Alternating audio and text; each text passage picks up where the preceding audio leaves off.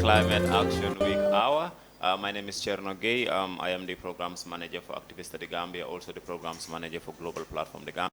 And we are here today because Global Platform in collaboration with Activist The Gambia and of course Action Aid International The Gambia, we have been commemorating the Global Week for Climate Action, and the Global Week for Climate Action is from the 15th of this month all the way to the 24th. I think today is the final day.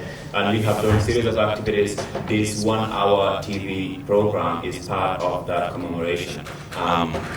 I will be the host of this show, and with me in the studio are some of the people who have been working with in the commemoration of the Global Action Week for Climate Change, and I will just allow them to introduce themselves. On my far right, we will begin with Omar Danso.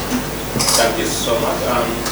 Hello everyone, I am Omar Danso. I work for Climate Action Network International as the Big Safe Gas campaigner, focusing on ending public finance on fossil fuels. Thank you. Thank you very much, Cherno. I am Fafa Chan, Head of Programs for Action Aid International The Gambia.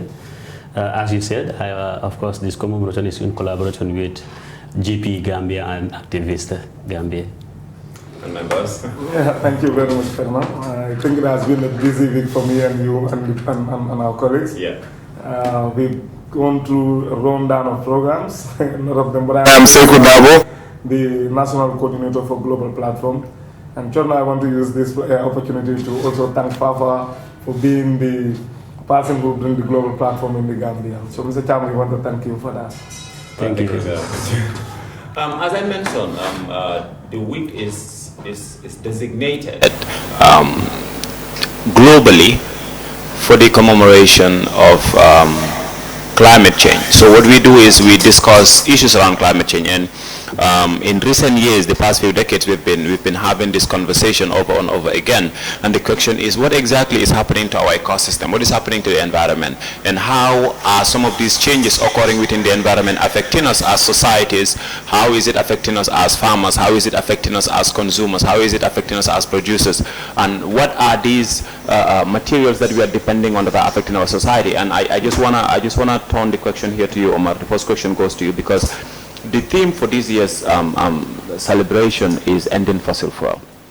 So my question is, what kind of impact does fossil fuel have when it comes to climate change, and why do we need to phase it out? Why is it so important to get rid of it? Thank you so much, Chairman. This question is really relevant because, as you rightly said, we're hoping that the global fight to end fossil fuels starts now, because we need to understand that climate change is a reality.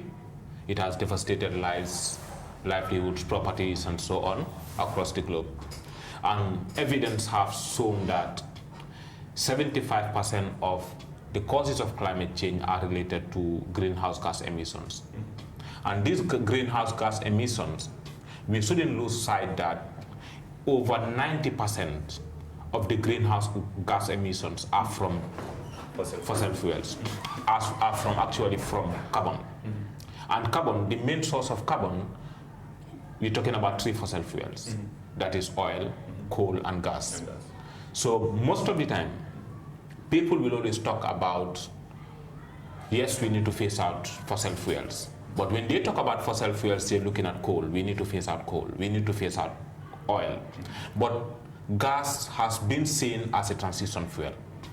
So, but in this fight, we want to fight back to make sure that people understand that when we talk about ending fossil fuels, we're talking about oil, coal, and gas. It has to remain in the soil, because the Paris Agreement has indicated that we need to meet the 1.5 degrees target. And meeting the 1.5 degrees target actually means that we have to come up with alternatives to fossil fuels. That's where renewables comes in. That's where multilateral development banks come in, including other IFIs, international financial institutions, that continue to support the neo-colonial structures that continue to finance fossil fuels. And here is now let's come back to the week. The Climate Action Week has seen a lot of mobilization across the continent, but also across the globe. It's not just in Africa, but we've had a lot of mobilizations, and the work we have done with ActionAid, of course, and Activista as a global platform is part of some of those mobilizations. And as we speak, we also we had some mobilizations done in all of the regions across the country, and we have several countries within the African continent doing these mobilizations. We have it done also by a lot of other countries around the globe, in the whole world, right? So my question is, what is the focus? What are the things we're hoping to gain from all of these mobilizations done across the globe? Across the globe, just like last year, we focused on dust and damages, ASCAN, Climate Action Network International. So this year, CAN set up plus DCJ set up what we call a NAV Center. The NAV Center is aimed at bringing campaigners across the globe, being it from movements, from networks, and so on, both from the global south and global north, to strategize and come up with alternatives to fossil fuels, in ending fossil fuels. So what we are advocating for is end to all fossil fuel expansions, new funding of fossil fuels, let fossil fuels remain on the ground, let multilateral development banks come up with alternative funding on renewables for sustainability. For us to explore more alternatives. Exactly. So how can we do that? The best way to do that is to be able to have drumbeat of actions in all these countries. That's why Gambia becomes part of that drumbeat of actions. We have these campaigns in over hundreds of countries, with thousands and thousands of people engaging from the 15th to this date. We had the Global Mobilization Day, we had the Global Action Day, that was on the 16th, 15, 16. Then on the 17th, we had the March Past in New York, where campaigners convert in New York in demanding an end to fossil fuels. Yeah. So I want to bring this home to Gambia. Fafa, as we have heard, Omar, the aim and the objectives of this Global Action Week for Climate, the Global League for Climate Action, is global. But let's bring it down. What should this look like for Gambia? What do you think? And I'm asking because I know ActionAid has been one of the most active NGOs in this country working to support some of these actions in this country. So in the context of the Gambia, what do you think the fight against climate change should look like? And if we are to end fossil fuel, what should that look like? Thank you very much. I think I'll just want to start by looking at climate change impacts in the Gambian context. If you looked at Gambia, our main thing that we depend on is agriculture. And our agriculture is mainly rainfall dependent. What has been happening over the years, we see our rains very erratic. We have been realizing long dry spells. Just take off the present rainy season. What had happened? Rains come in the beginning, but stayed for quite a while. What will be the outcome or the results of that? We will end up having poor yields, crop yields. Of course, which means it will strengthen or increase our food insecurity situation. That is why I think the Gambia cannot be left in the fight against climate. And then what we say we're asking for now is climate justice. And what we're saying, what we mean is, those who are responsible of climate change should be accountable of their actions. For their actions, yes. Gambia is producing just less than 0.01% of the global emission. And we are one of the hardest hit. Then what should we do? We must bring those people who are responsible to know that you are causing climate change. And in that case, there is the need for you to change your actions. But also as an NGO, for example, ActionAid. Yes. Our climate justice will be mainly focused on that industrialization of agriculture, particularly looking at the subsidies in fertilizer, chemical fertilizer. We are saying the government, don't bring fertilizer, but we are saying that even if you have to subsidize fertilizer, it should benefit the very vulnerable, those who are doing very little to cause climate change. And these are the very smallholder farmers. In 2021, government imported about or subsidized fertilizer to the tune of about $524 million. In 2022, they spent over $317 million on fertilizer subsidy. But the reality is this money that is spent, does it really benefit the peasant farmers, the smallholder farmers? The fact is no, it does not. So which means we are using taxpayers' money also again to enrich people who are richer or already rich, yes. And again causing more harm to the climate. We all know the consequences of chemical fertilizer. Yes. So you see, if this had benefited the peasant farmers, one could have even like a little bit appreciated. Because the fact that it is increasing climate change, more to carbon emissions, also to nitrate, those nitrate gas emissions. But then at the same time, it is supporting the peasant farmers. But here we see it is aggravating the problem, but again not helping the farmers at all.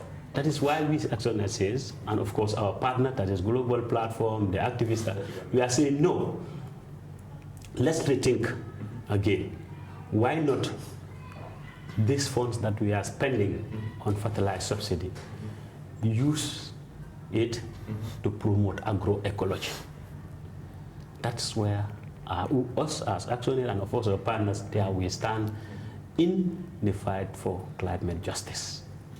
Fafa, I just want to make reference to something you mentioned, that is the rate at which Gambia is polluted.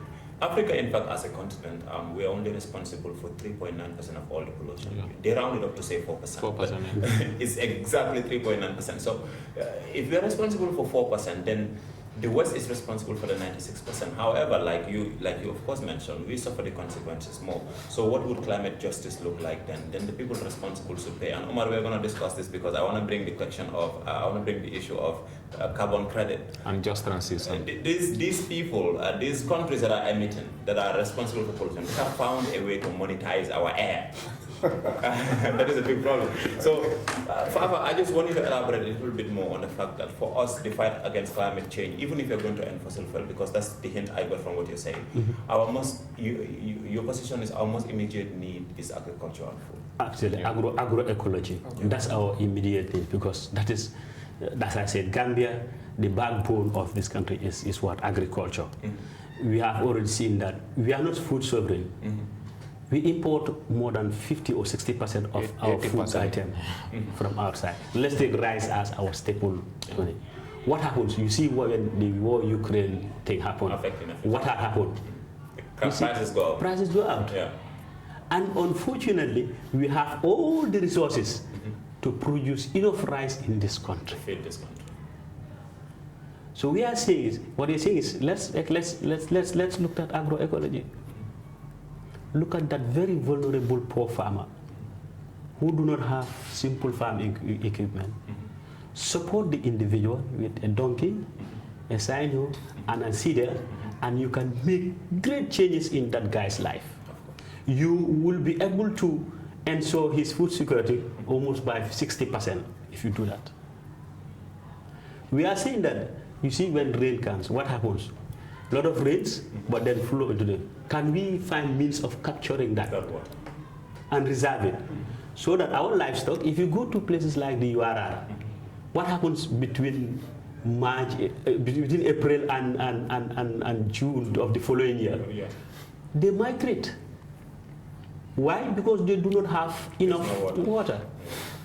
What would happen if we had find means of capturing that rainwater as a reservoir? Those animals could have used it. But because that is not done, they migrate. And when they migrate, the family is losing the milk that they were supposed to enjoy. They are missing that farmyard manure that should have been to regenerate the soil fertility. So they are using a lot. So we are asking government to rethink and see how we can invest in agroecology. That would be more beneficial to our smallholder farmers than the subsidy of fertilizer that the government is currently doing. Thank you, Papa. Now we go to my boss, Sebo. It has been me and you since before the 15, mobilizing, organizing. So my question will actually go to some of the activities that were conducted, particularly the stakeholder dialogue. Yeah.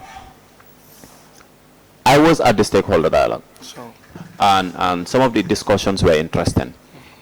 For me, what do you think was the most fundamental outcome of the stakeholder dialogue, and how do you think we can focus on that to build on the impact that we want to see out of this celebration, especially on what came from the representative of the Ministry of Environment? There were a lot of discussions about the options available to Gambia when it comes to dealing with the issue of not just fossil fuel, but also the issue of food insecurity, right? So what do you think was the most fundamental outcome of that engagement, and how do you think we can build on some of the discussions that happened on that day?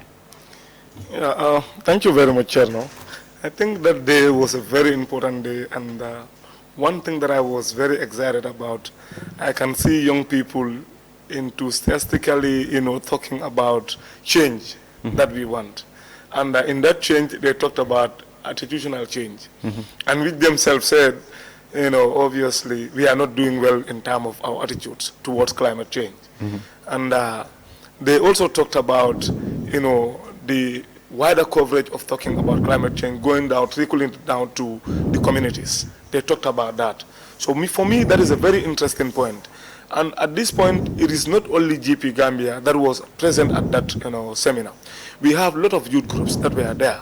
So if all those discussions that we talked about climate change are, exposed to our local farmers, I think we are going to make a big impact. Because I can hear some of the young people saying, whenever we sit at forums of such, we just talk and go, nothing happens. So, but they took the promise that this time it's not going to happen like that. They will go back, engage people, and talk about climate change. And Chorna, I just want to say this. Either we agree or not, we either work on the climate change, but by force let us know that climate change is already working on us. In the sense that in my village, there used to be lake where, all the cattle and the small ruminants will go and drink during the dry season. They are no longer there, they are dry. So that is as an effect of climate change. They wouldn't know, but that is as an effect of climate change.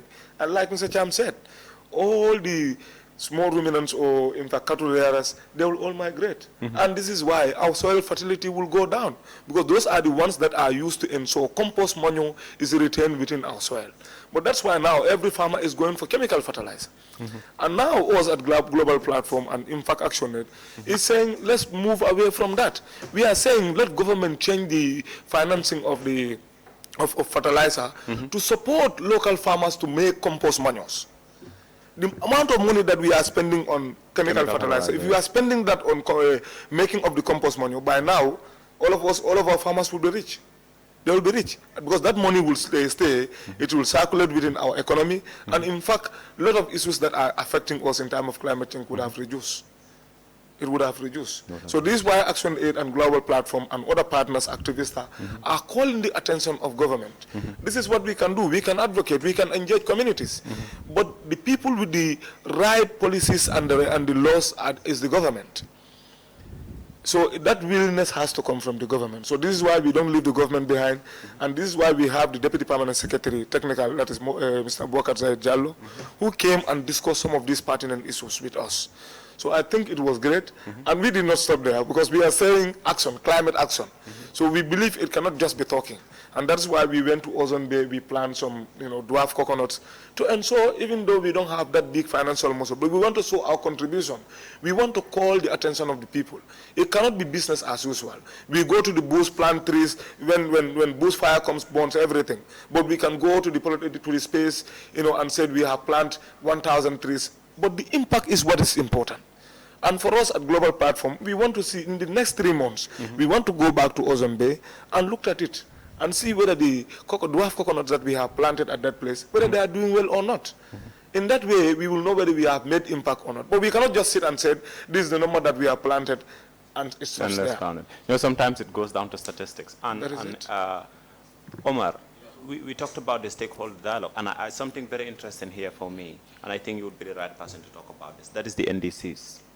Yeah? Right. So the nationally determined contributions, right? I have an issue with the NDCs, Omar. Our contributions to climate change is not the same. or pollution is not the same. So why should countries be allowed to deliberately decide how much they want to contribute? I think I think it should be proportionate. I'm bringing you in here, right? I think it should be proportionate. And I also want us to talk about the question of the NDCs first. What exactly does it mean, especially for Africa and countries like the Gambia that are suffering the consequences of climate change more? And two, with regards to the Paris Climate Agreement, it has already been confirmed that if we continue the trend at which we are at right now, we cannot achieve the 1.5. In fact, the question is whether we'll achieve 2.0 or 2.5, right? Which is very bad. So my question is, with regards to the NDCs, what does that actually entail, and what does it mean for Africa and Gambia in particular, and how does the concept of carbon credit play out in this whole fight, especially against reducing consumption of fossil fuel and more pollution to the environment? Yeah, I will definitely try to respond to all the questions. There's a lot of questions. Exactly. So, but to begin with the NDCs, Fafa talked about the NDCs at some point, and yeah, I wanted to say something about it. Because these are nationally determined contributions. As you said, countries have to determine what they can contribute. Yes. So yesterday was marked the Polluters Pay Day, where campaigners across the globe are using a common hashtag, make polluters pay. We have to make the polluters to pay because they are emitting. And unfortunately, as you said, Africa contributes less than 4% of global emissions, yet we carry the brunt of the impacts of climate change, which is unfair. But it comes back to the concept of just transition. We're not saying let's just transition, but we're saying the process of transition have to be just. Have to be fair. What it is calling for, as per the Paris Agreement, is the biggest polluters should stop emission now, immediately. And countries that have contributed insignificantly to the global emission, historic emissions, should gradually transition to renewables. But we have seen our country, the Gambia, anything that comes out, we just jump to be the first to sign. We have just jumped to sign the NDCs. But in reality, are we even working on the NDCs? You see, signing the document is one thing. But if we are to transition, are we transitioning? Well, at the COP26, we were named as the only country that is meeting our global exactly. But the reality, obligations. no, but the reality is, so the reality is, what investment have been put into alternatives like renewables in this country? We have seen the car power ship docked in Banjul from 2018 to date. Is emitting, is consuming fossil fuel, for God's sake. What is the level of transparency into that contract? What is the level of accountability? Why can the government think about democratizing the energy system where communities will be able to utilize renewable energy in their own expense? We are not doing that. So the just energy transition is actually looking at how do we transition in a just manner that recognize individuals' human rights. That is their involvement in the decision-making processes that affect them. So that's the concept. We must be able to understand those, to understand that in as much as we have to work with the NDCs, it has to be a just manner. I have said this in the conversation earlier on, that we are working within a financial system, we are working in a capitalist system that is colonial in nature. The IMF, the World Bank, they were formed prior to independence. So they are colonial structures, not meant for Africa. No, they're not. So how will these institutions solve Africa's problem? That is why campaigners are even thinking about alternative bank. Let the World Bank be People's Bank. Wherein, when Gambia is going to get funding from World Bank, it will not be charged at a rate of 7% interest, unlike the US that is going to be charged at 1%. Where's the equality? So it comes back to us, to me personally. I think climate change is not a standalone problem. No. It's a governance issue that needs to be addressed holistically as a whole.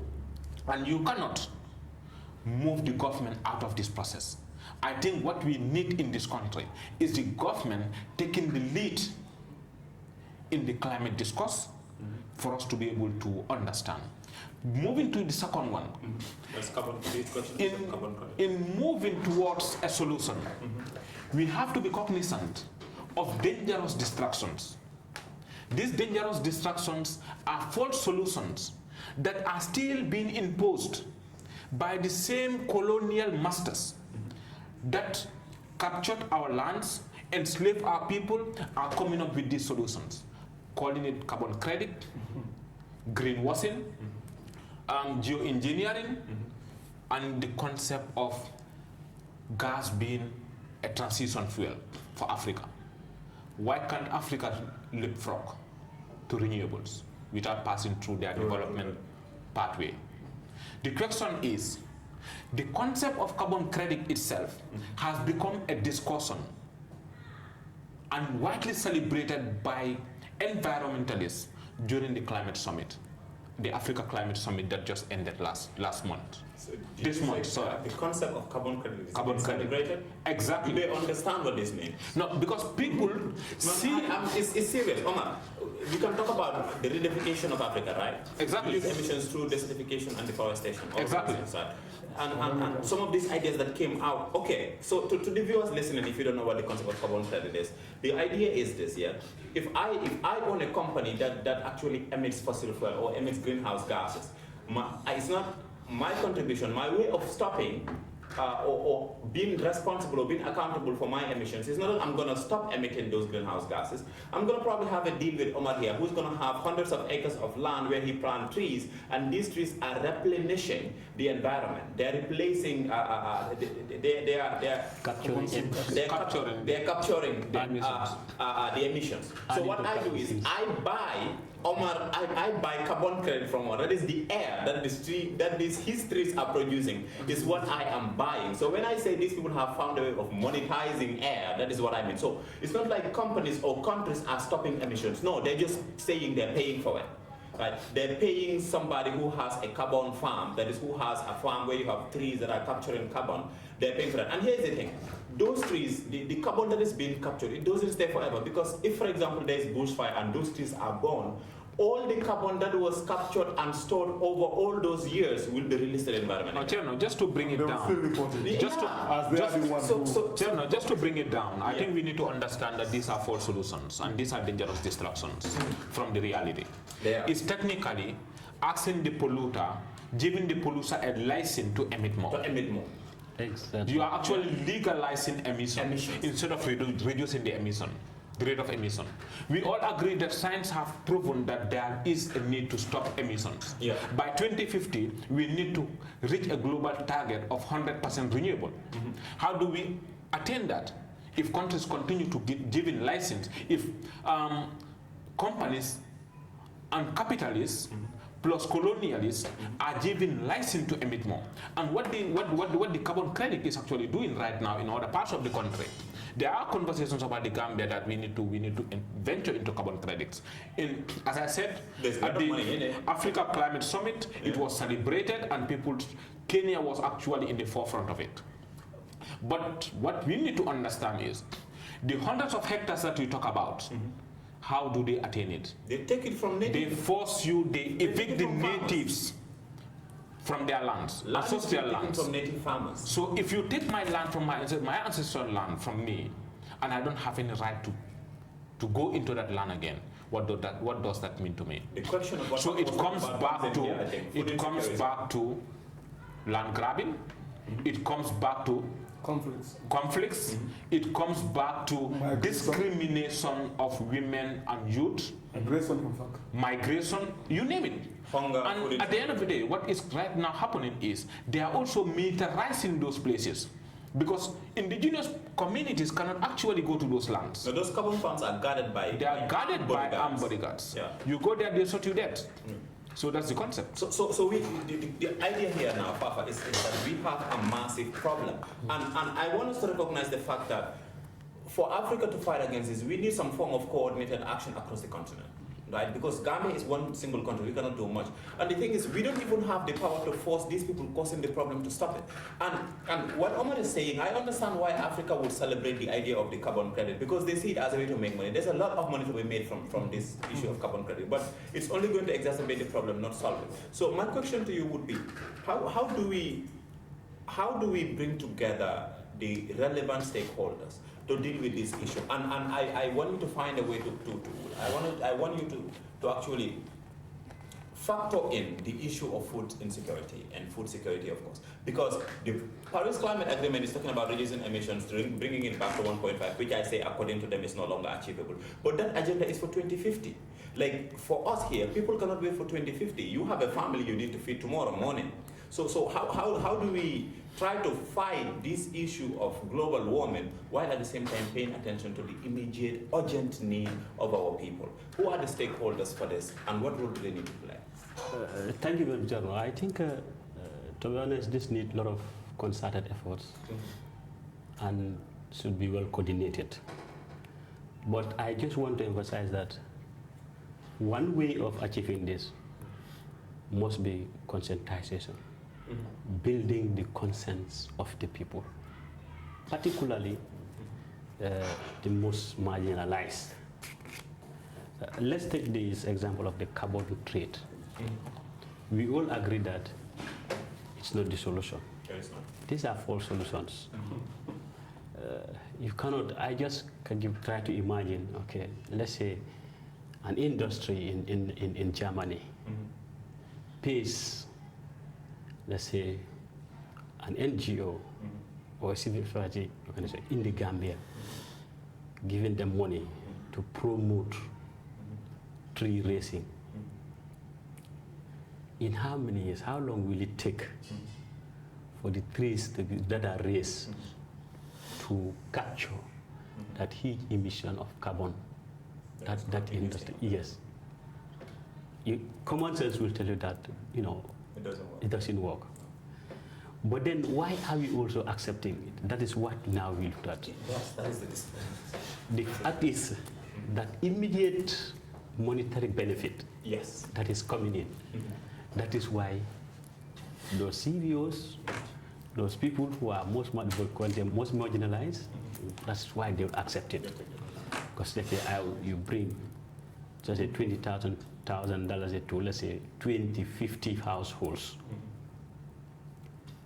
And you do not tell them what that 20,000, where is it from, and why is it to you? Because that farmer, that head of household, is dying in need of the 20, he also accepted. That's right, yes.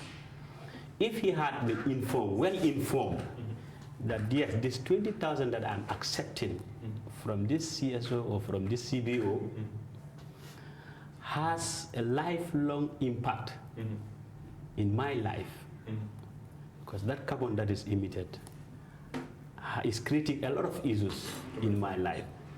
And that farmer or that marginalized household would understand that this 20,000 that I'm accepting is just a chicken chain, or it cannot do much to solve that impact or the problem that emission is being created.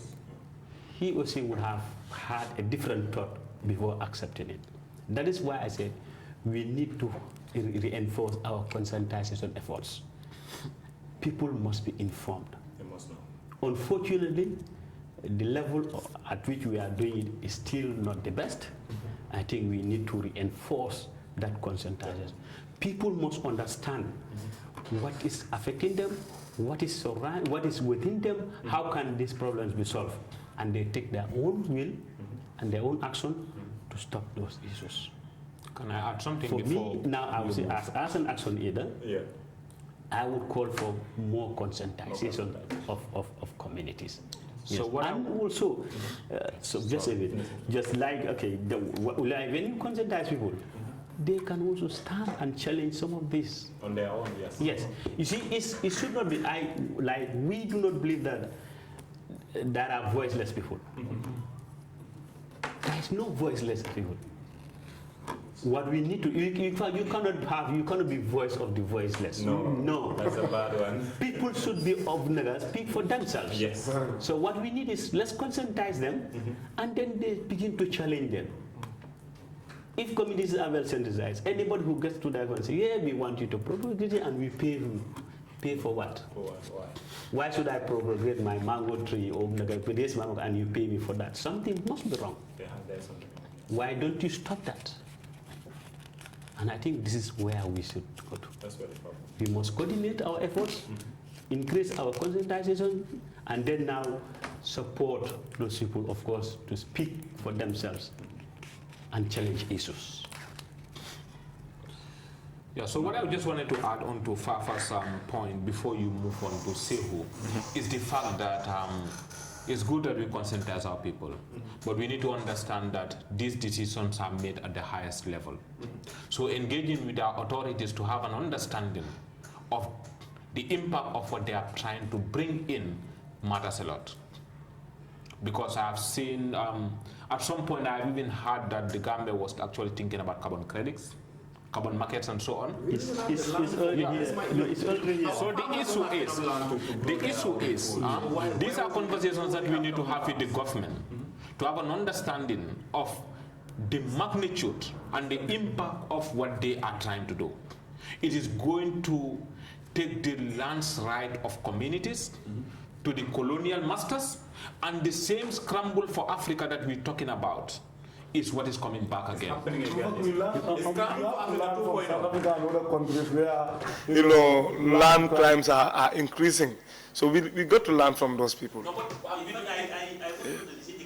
would not be as like the grassroots only. No. But the authorities. Exactly. Like if our lands are responsible of some of the laws and policies, if they are well sensitized, if they are conscientized, and they know very well about what this common trade are, they would approve any bill that is related to that. They will not. And even if they approve, but if people are well conscientized, even if the norms approve it, they can also start and challenge those. Challenge their national assembly to look, you have endorsed this bill or you have endorsed this, but it's not to the best of the people. Yes. Yeah, so unless we have the people being able to challenge some of those things, we will continue to accept anything that comes through. So the consultation is not only at the grassroots, but even our authorities like the NAM.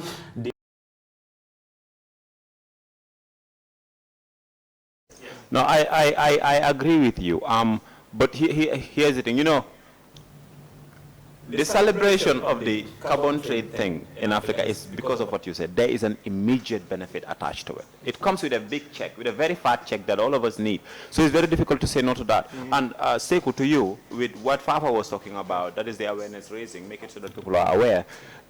What role can GP play in that? I want to know how we can factor in GP in that, because it is part of, it's one of the mandates of what we're supposed to be doing. And I know GP is just a few months old, we're less than a year now. Yeah. But with some of the activities we have done, especially the structures we have within the regions and the capacity they have, I think there is a potential for us to do a lot around this area. So how do you think that would look like? And I'm saying this problem is urgent, so I'm thinking in this coming fiscal year. Yeah, so thank you, Chairman. I think one of our strategies is to, and so like Fafa is saying, conscientization happens. We want to go out to people, and we have written project proposals for funding, and which we are very optimistic it will happen. We want to go out to people, raise their awareness in terms of, carbon emission, and in terms of some of the friends, the wolf friends that are coming with their package, to understand the impact of it. We want to do that. And we want to do this through using our regional structures. And I think you can see throughout this week, our regional structures, we are doing very well in that. Even URR and all the other regions did it. Even though with the magnitude they did it was small, but we want to remind people about some of those things. And even we want to remind people who want to go into industrial agriculture to tell them that today, in fact, industrial agriculture is one of the biggest contributors to the fossil fuel the world is talking about. So we are saying we need to stop the industrial agriculture. So which is very important. There are other elements that, contribute more to climate change. In fact, the likes of, let me just say, methane gas and so. But it's because those are natural things. They are not very significant in terms of, the number that has been produced. It's because the number of fossil fuel produced is overseeing that of the methane gas. So this is why the concentration is on that. Because some of those gases are done through human-induced activities, more especially the fossil fuel.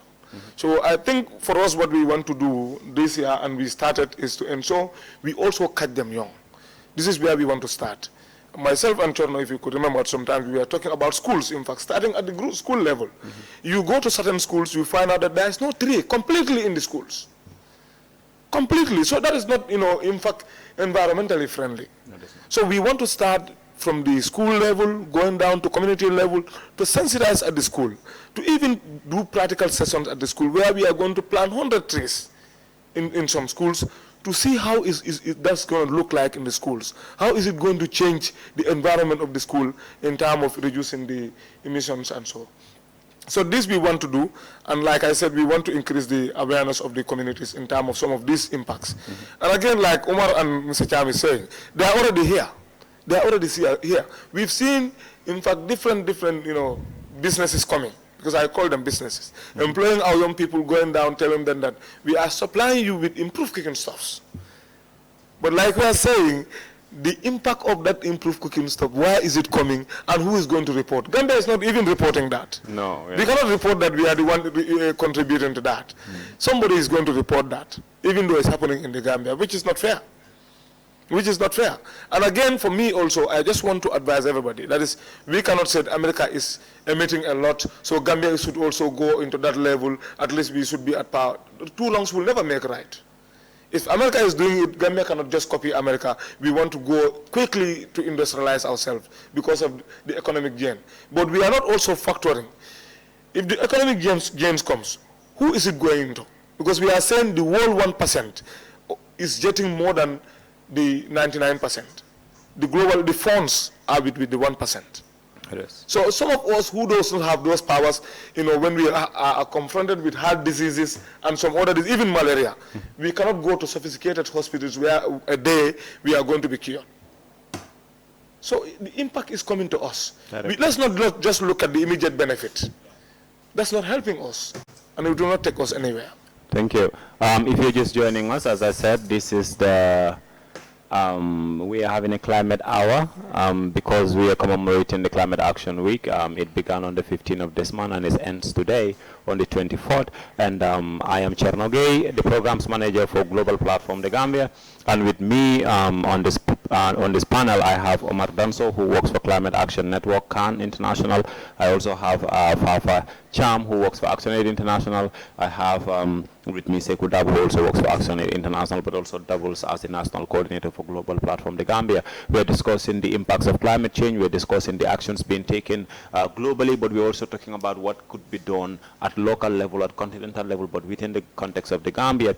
And if you've been following the conversation, we've realized that the most immediate problem, the most immediate need for Gambia as a country is food security, so we need to focus more on that.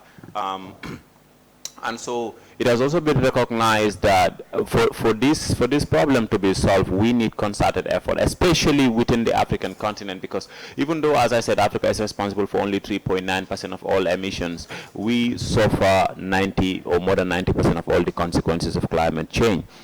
So Omar, we have a few minutes to go, so before we wrap up, I want us to discuss on this. What options do you think Gambia have when it comes to the question of alternative energy sources? Because despite the fact that food and agriculture are our most immediate needs, the theme of the celebration remains ending fossil fuel. So if we're looking at that, then what options do we have on the question of alternative energy sources for the Gambia, I mean? I think I would say for the Gambia and beyond. Yes, for the Gambia and beyond. Yeah, including Africa. Yeah. We need to understand that as part of the full solutions, energy needs of Africa has been shifted. They understand that there is a conversation that we need to end fossil fuels, but they're coming up with another full solution, that is gas is a transition fuel. And we all know that gas is not clean, gas is not green. gas is a fossil fuel that emits carbon, methane, you name them. So what we're calling for is a just energy transition. And when we say just energy transition, we're talking about people taking their energy needs, energy decisions, in terms of the type of energy that they need. For instance, these arguments have always been there to say that Africa needs to explore its fossil fuels for development, for sustainability, for GDP, and you name them, for its energy need.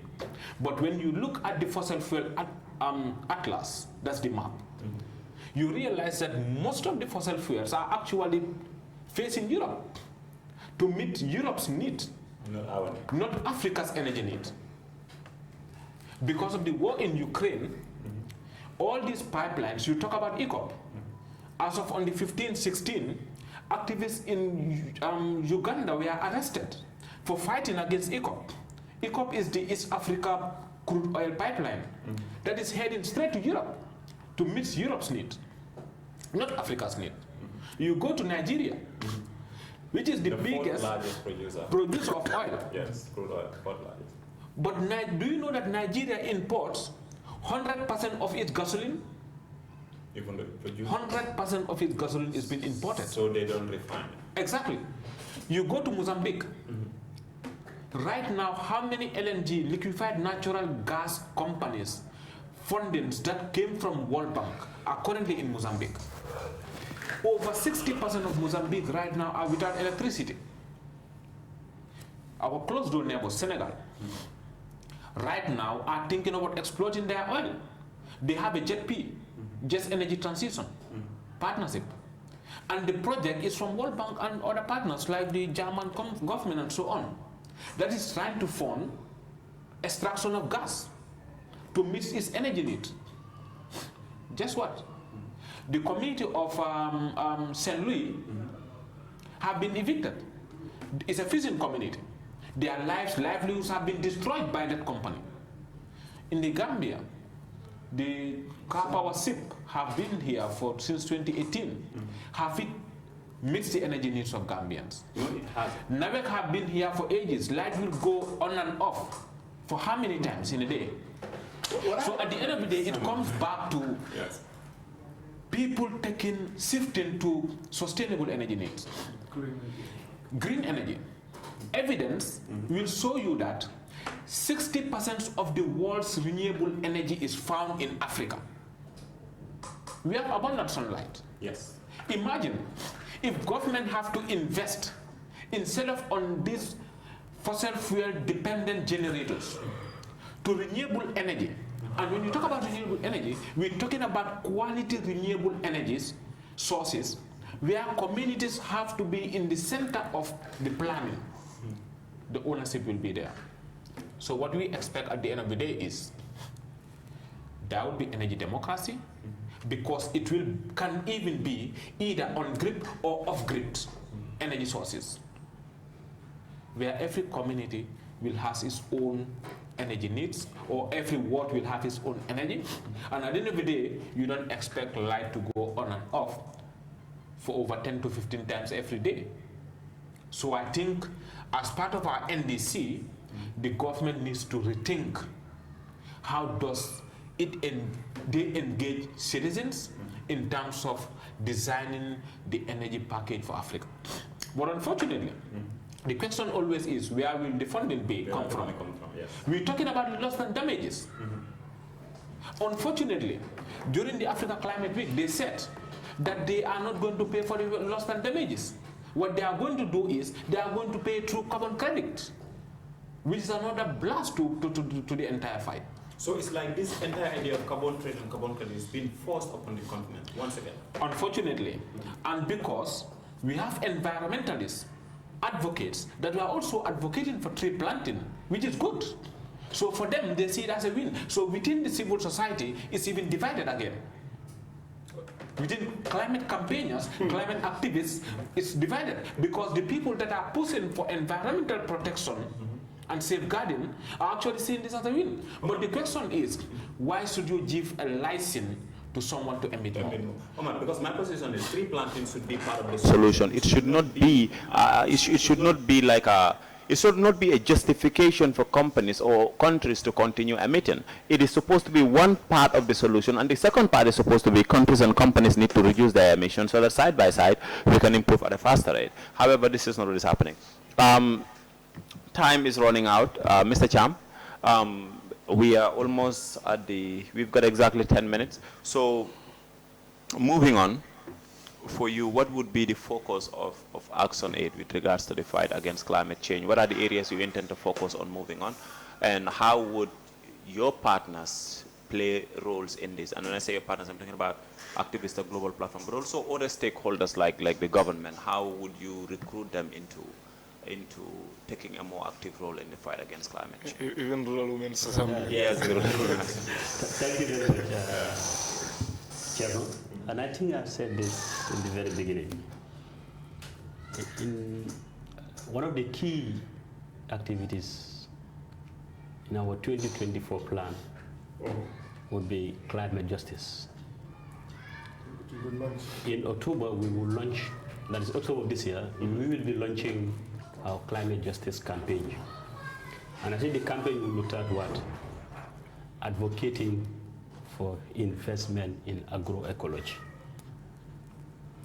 That means we will engage government and all other relevant individuals to at least take part of the subsidy on fertilizer to be spent on agroecology. That will be a key thing that will be mounted. And in that, we will be working with partners, as you said, the global platform, Activista, the Rural Women Assembly. Of course, we will be doing engagements with the ministries, of course, particularly the Ministry of Agriculture, the Ministry of Finance, the National the National Assembly, the Ministry of Environment and Climate Change. Those are all agencies that we will engage. And I just want to appeal, by the time we engage them, let them listen to us very well. What we are interested here, whatever solution that has to be brought, it must be at the beneficiary of the very grassroots level. The people who are mostly needed. That's it. It should be like people-centered solution. It is, I mean, solutions to be at its best must not only benefit few. You cannot call that good solution. Any solution that we are bringing, it must benefit the majority. And for me, I believe if we want to be food sovereignty, we must invest in agroecology. We must not depend on industries in Ukraine, in America, for our foodstuff, rice, chicken legs, whatever. And I want to believe that if we invest in agroecology, we would be food sovereign. I'm convinced so. We have everything we need in this country to make it work. I don't know what's happening, especially the river. Sekou, your last words? Final words. We have about 7 minutes. Thank you very much, Cherno. For me, is to ensure that all partners come to play and support in terms of campaign in climate change. But let it not just only be empty campaign or empty promises. We call forums, we discuss, we eat good foods and go home. Please, it has to be action. We've been talking, over ages we've been talking about climate change. We've been talking about, but we also need to look at what impact have we made in only talking, in only sensitization. And that is why a global platform and its partners are saying climate action now. We need action. We don't just need talking, we need justice. And that justice cannot just come if others are campaigning for it to happen while others are doing different things. We all have to be in the crusade. We have to ensure, in fact, even the number of vehicles that we are buying is all part of this. Even the number of vehicles we are buying. You go to other countries, they have a day. That's why, in fact, some environmentalists were, in fact, very happy the time of COVID. They were very happy because they said the emission reduced because the industries were not working, everybody was at home. At that moment, they said if COVID should also happen, should continue for a year, the world was going to be a safe place for people to live. Safe place. Yes, because the emission reduced. So we cannot just be talking. We cannot just be talking and talking.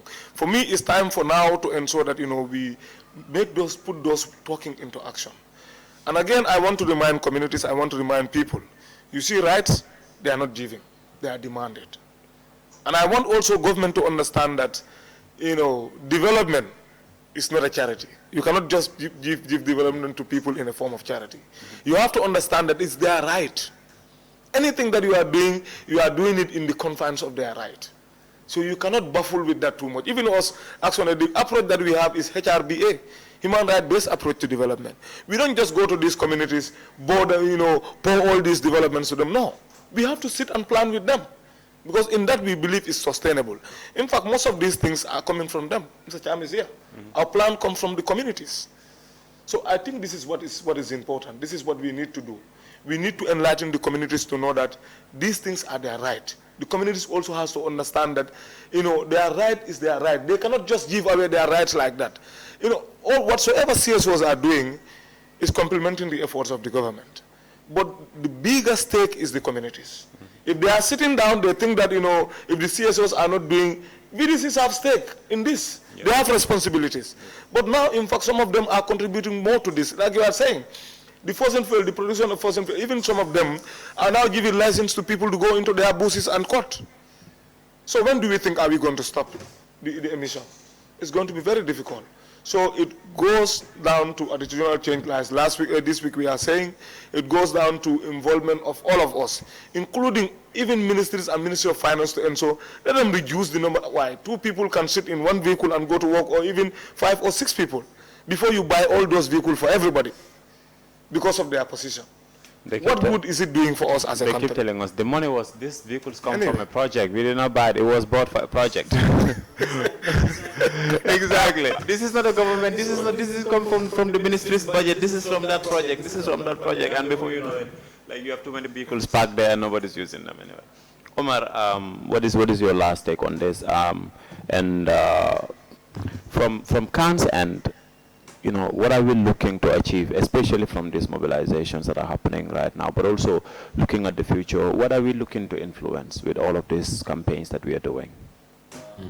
I think I've said this in the beginning, but I'll say it again. But before coming to that, I just wanted to say that we are running out of time as people. We have reached the planetary boundaries. That if immediate action is not taken, the 1.5, we're not talking about 2050, we're talking about 5 years from now. So it's close. We have seen rising temperatures this year. Temperature rise to 45 degrees that have never been seen before. What does that mean? It means we're not doing what we said we would. So it comes back to what do we envisage? So at Khan level, we recognize that this is a global fight. If I should borrow the words of my director, who will say, we are in a war room. We must fight back against the fossil fuel giants. We must fight back against the colonial masters, because they are the people that are coming up with all these solutions. They are the biggest historical emitters who continue to emit and unfortunately continue to provide the solutions for us. We have seen the concept of geoengineering coming into Africa. That is using geoengineering to reduce the rays of the sun through putting certain objects which we all accepted are false solutions. They're not sustainable. Exactly, they are false solutions. And they are dangerous distractions from the reality. So what Khan is calling for, Khan's position in this, is to end all forms of fossil fuels. No new funding of fossil fuels, end to false solutions and dangerous distractions, shift to renewables, and we also call for a just energy transition process that recognizes people as critical players. And finally, we call for a just financial system architecture that represents the people. That because we understand that they are the funders, and if they are able to regulate themselves, we'll be able to regulate the climate fight. And unfortunately, we have seen the likes of Total. And okay, for your information, we have even started a new campaign. We are launching it shortly. Is to kick Total out of Africa. Total, the gas company, because they are the biggest emitters. And unfortunately, they sponsor sport. Even during the Africa Climate Summit, we have seen Coca-Cola being there and so on. So we're trying to fight them back and kick them out of Africa. Thank you. Papa, your last word. I think I just have to thank the GP and Activista for organizing very well the climate action, week of action. And I also have to convey the words of gratitude from my executive director that she's proud of you, all of you, and assure you that we will continue to be in partnership.